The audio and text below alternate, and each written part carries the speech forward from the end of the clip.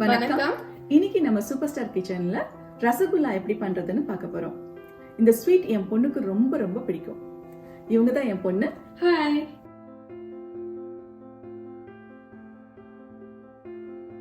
இத எல்லா ஃபெஸ்டிவலுக்கும் பண்ணலாம். முக்கியமா தீபாவளிக்கு பண்ணலாம். ரொம்ப ரொம்ப ஈஸியா வேலை முடியும்.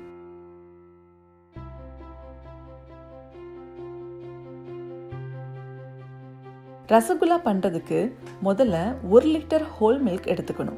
அதாவது தண்ணி சேர்க்காத கெட்டியான பால் எடுத்துக்கணும். அதை நல்லா கொதிக்க விடணும். அப்பப்ப கரண்டியை வச்சு கிண்டி விடணும். இல்லாட்டினா பால் அடி பிடிச்சிடும். பால் நல்லா பொங்குனதுக்கு அப்புறமா ஸ்டவ்வை ஆஃப் பண்ணிடணும். இப்போ அந்த பாலில் ஒரு பெரிய எலுமிச்சம்பழத்தோட சாறை எடுத்து கொஞ்சம் கொஞ்சமா ஊற்றி கிளறணும். சின்ன எலுமிச்சம்பழம்னா 2 எடுத்துக்கணும்.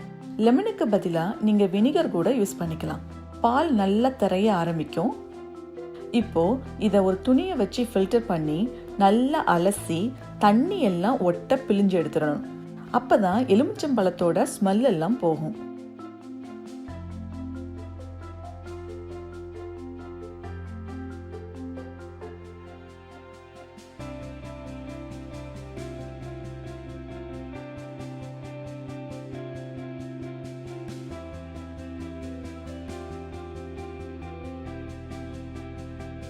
இதில் இன்னும் கொஞ்சம் தண்ணி இருக்கும்.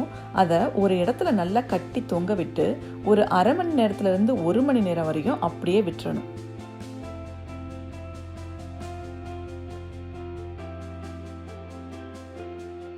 இப்போ பன்னீர் ரெடி ஆயிடுச்சு.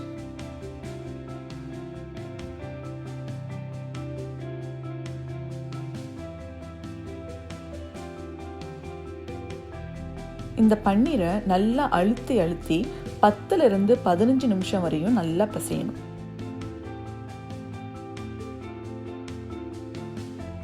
இதுதான் நம்ம பன்னீர்னு சொல்வோம். அப்பதான் நல்லா பேஸ்ட் மாதிரி ஆகும். இந்த மாதிரி சாஃப்டா இருக்கணும். இத சின்ன சின்ன துண்டா நல்லா வெட்டி எடுத்துக்கணும்.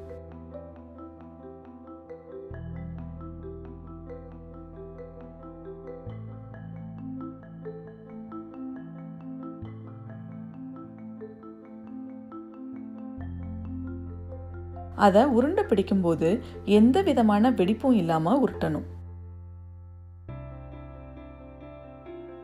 இப்போ சர்க்கரை பாகு ரெடி பண்ணணும்.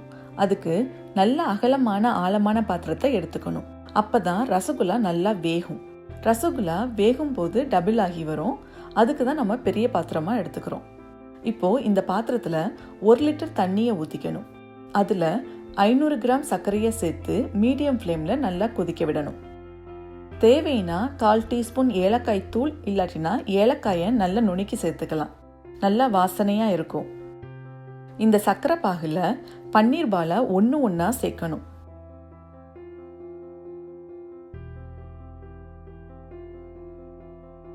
இதை ஒரு மூடியை வச்சு மூடி ஒரு 5 நிமிஷத்துக்கு ஹை ஃப்ளேம்ல வேக விடணும். இப்போ 5 மினிட்ஸ் ஆயிடுச்சு. நல்லா பெருசாயிடுச்சு.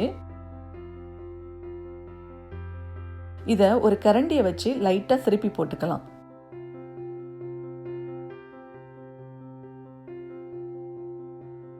இன்னொரு 5 மினிட்ஸுக்கு மீடியம் ஃப்ளேம்ல வேக விடணும்.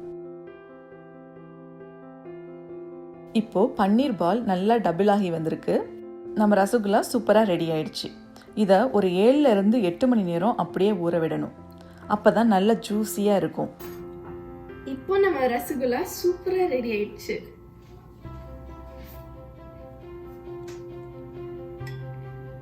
அப்படியே சாஃப்ட் ஜூஸியா இருக்கு.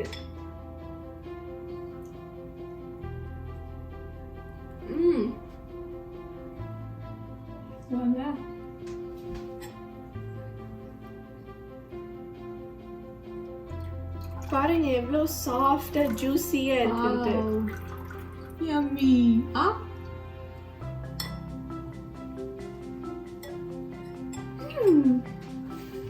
சூப்பர். நீங்களும் இந்த ரெசிபியை உங்க வீட்டில் ட்ரை பண்ணி பாருங்க. உங்களுக்கு இந்த வீடியோ பிடிச்சிருந்தா சூப்பர் ஸ்டார் கிச்சனை மறக்காம சப்ஸ்கிரைப் பண்ணுங்க. நன்றி.